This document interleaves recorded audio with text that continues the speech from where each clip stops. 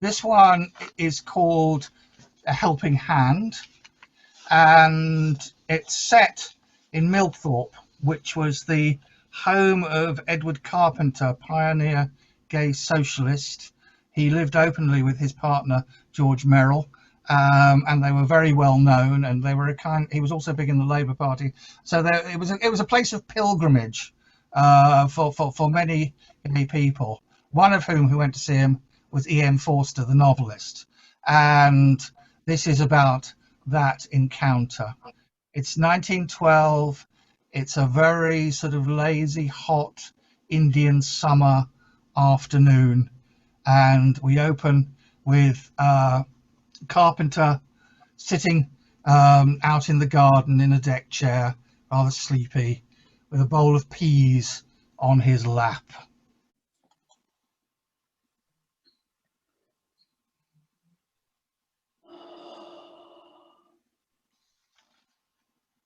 Light. An evening glow of the sun.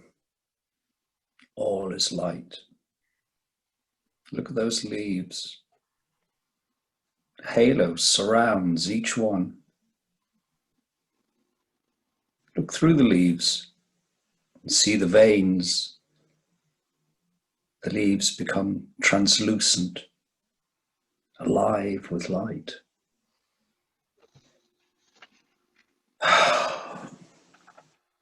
Great Krishna, Lord of life and death, Shiva the cobra, his bite will dissolve us. Vishnu will evolve us. Brahma, the unfathomable and infinite God.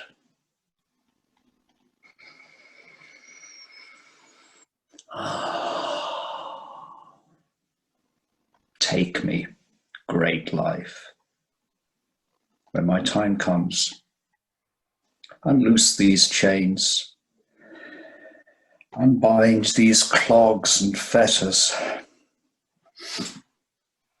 I will hear the call. I will come. Ted! Ted! I thought you'd be here. My favourite place. Murmur of the stream. The water's so soothing. Have you done them peas yet? No, I was thinking. Daydreaming, more like. Get a move on. I haven't got all day. And a pea risotto won't make itself.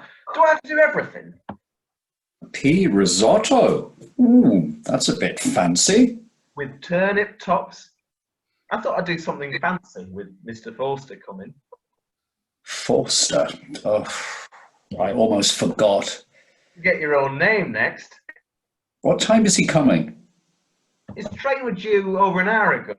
Get a move on with them peas. And don't forget young Alec either. Alec Brewster? Why?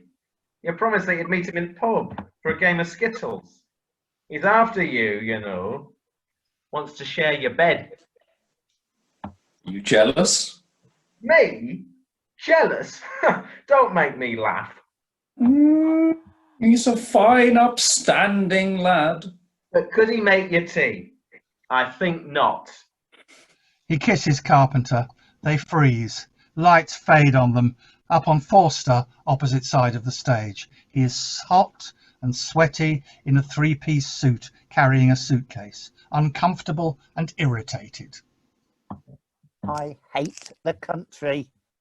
It is so dirty and noisy. All those animals and birds sounding off for all they're worth. Trust Carpenter to choose somewhere miles from anywhere. Apparently he built his house himself, a stage for the drama of his sainthood. I must not be uncharitable. I'm only tired. I have waited so long for this meeting. Only fear has held me back. Fear of myself and what I will find there. Merrill and Carpenter unfreeze. Merrill goes to greet Forster. Ah, Mr. Forster, you found us. There were no carriages for me at Download Station. It was a 3-mile walk and more. And of course the locals don't know how to give directions. Turn right at Hay Barn. Which Hay Barn? There are several. Don't patronise the people, Forster. I'm sorry. Perhaps I'm tired. They are your comrades and the future. Enough of that. Give me your hand. I'm glad to see you. And give me your case. I'll put it in your room. It's all prepared. Thank you. It's Merrill, isn't it? Call me George. Everybody does. He exits with the case and the peas. What of you, Mr. EM Forster? So many with initials. E.F. Benson, G.K. Chesterton, O. Henry, J.M. Barrie, M.R. James, R.D. Blackmore, H.G. Wells, all hiding something of themselves, bottled up in initials. Come now. Herbert Wells never bottles up anything. That's part of his problem. E.M.?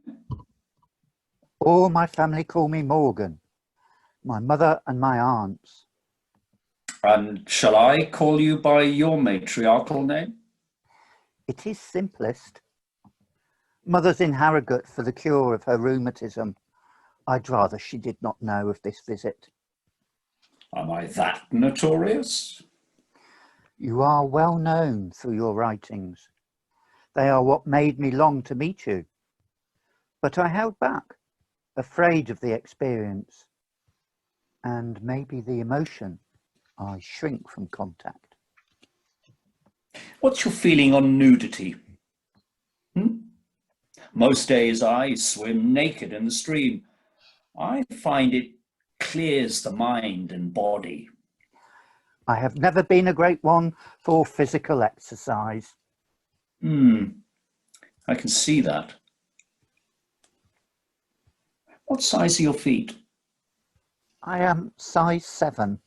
Why? I'd like to make you a pair of sandals. Here. He beckons Forster to him, that Forster should put his foot in his lap. Forster hesitates, then does it reluctantly. Carpenter removes his shoe, measures, then massages his foot. You see?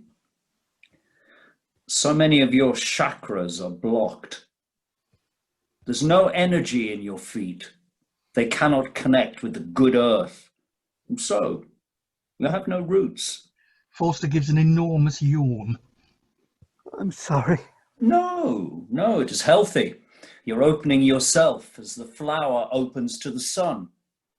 It's Vishnu working through you. Ah, yes, Vishnu. I was in India last year. I learnt to meditate in Aligarh. Troubles always drag on my coattails, unless I can meditate on love. Love is the only thing that can keep thought out. I love Krishna. I meditate on Krishna. I don't know if he is a god, but I love love and beauty and wisdom. I find them in his history. I've written much on love, on homogenic love, the love of comrades. Are you cut from the same cloth? Do you have a special friend? I do not like to say. My mother would not like it. Beethoven would have written nothing if he wrote to please his mother. Look at the arietta of his last sonata, like the unfolding of a child's face, like the carol of a lark, like the sunlight on the sea. You can be sure Maria von Beethoven would neither understand it nor like it. Perhaps I shall play it for you after dinner. I play piano too. Perhaps we can duet. What do you think? The Grosse Fugue, maybe. But would you give it passion? Technique is nothing without feeling. Oh, Morgan, all this inhibition will be the death of you, the death of your soul. It is already destroying you as an artist. How do you know that? You've written nothing for 3 years, and before then you ploughed old furrows because you will not feel. I cannot.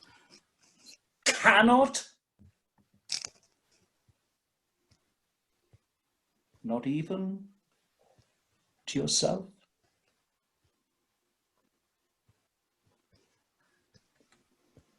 I am an unspeakable of the Oscar Wilde sort.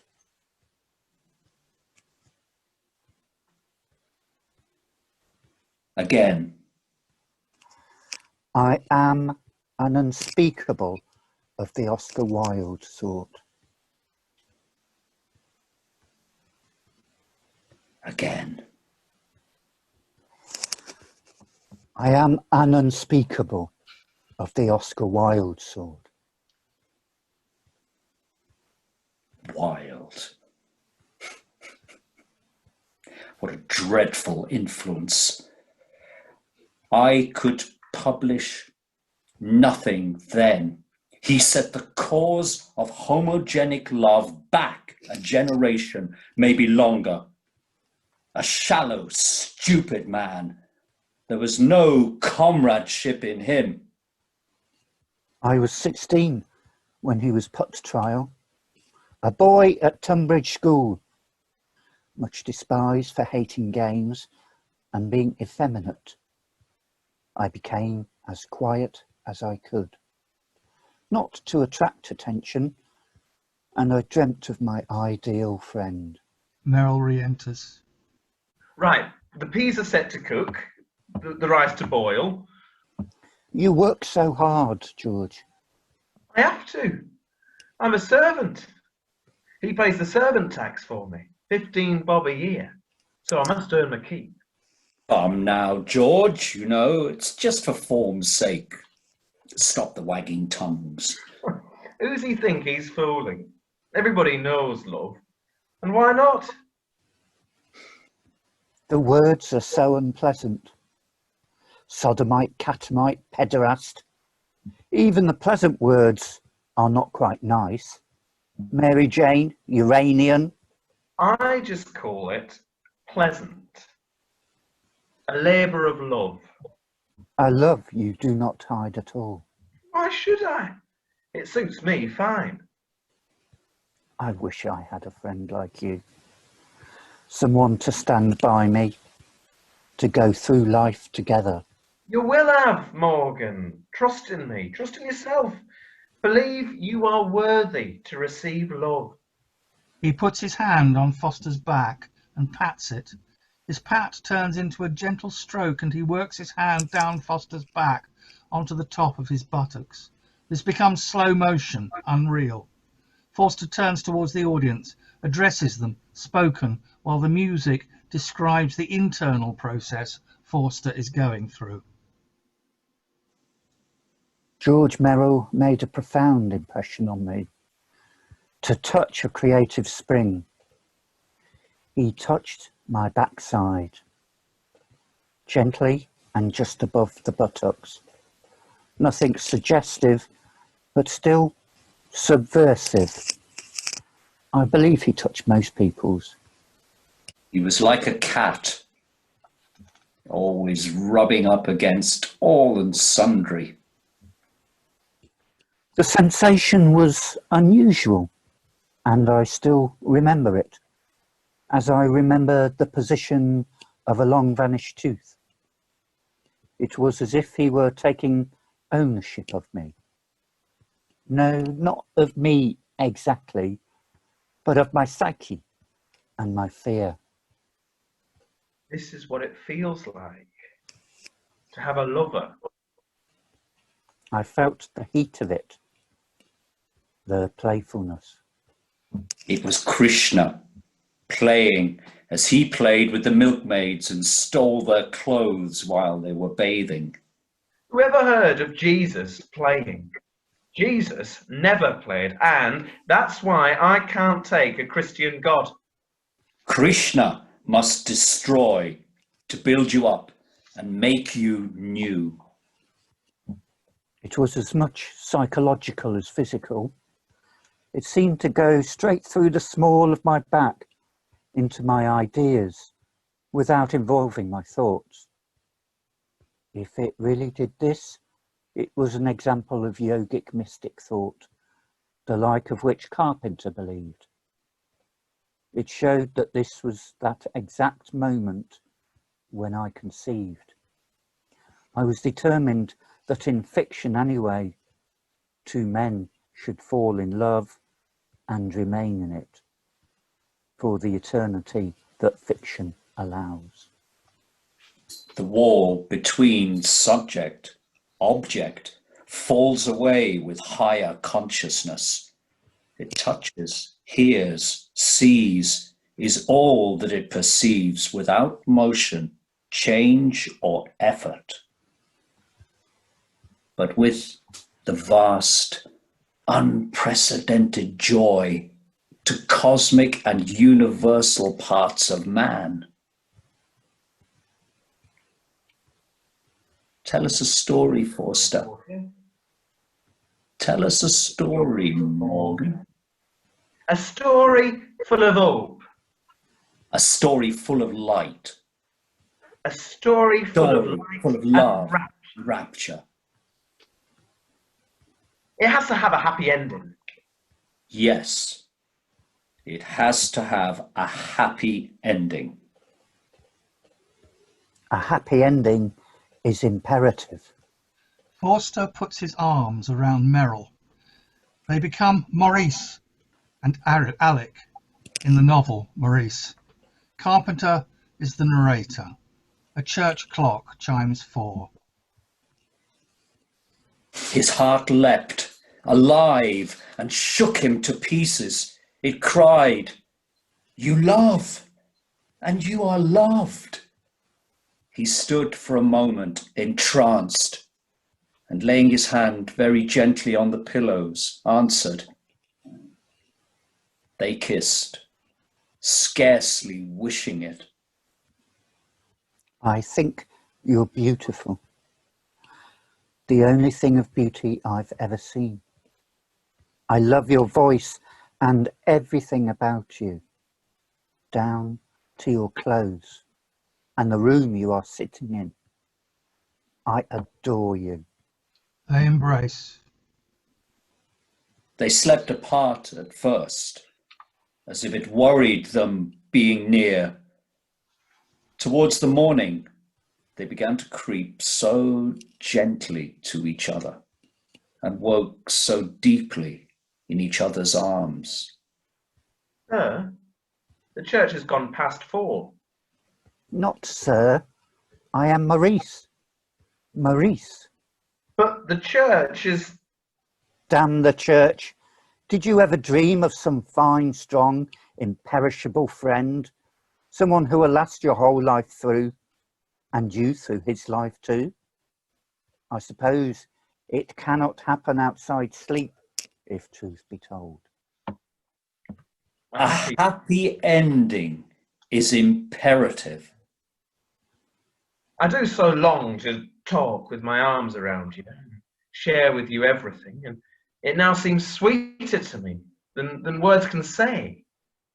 Alec snuggled closer, more awake than he pretended, warm, sinewy, happy. Happiness enfolded Morris too.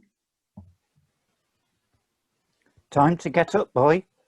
Morning. You get up then. How can I move the way you're holding me? Aren't you the fidget? I'll teach you to fidget. He kisses Maurice. You all right, love?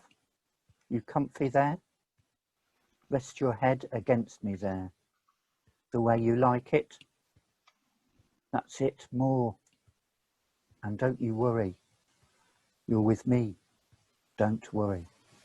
A happy ending is imperative. I'll work. I'll get work with you. What work? We'll find out. Find out and starve out. Ruin of us both.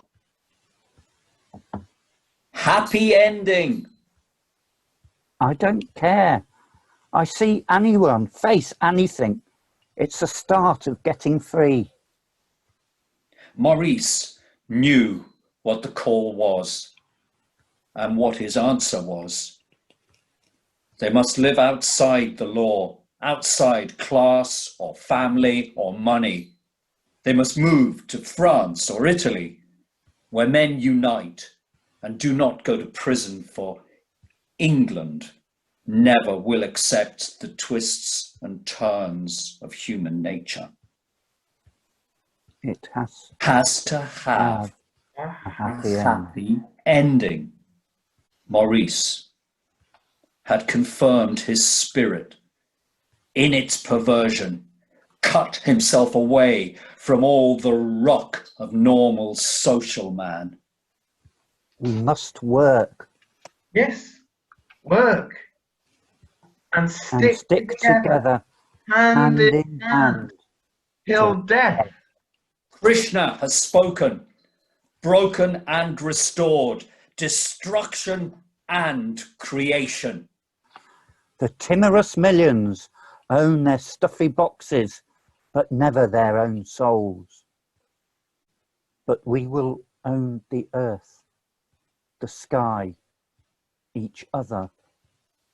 And now we shan't be parted, never. Ever. And that's the end of it. The end of it. There has to be a happy ending. Happy Happy ending. ending. Slow fade. Blackout. The end.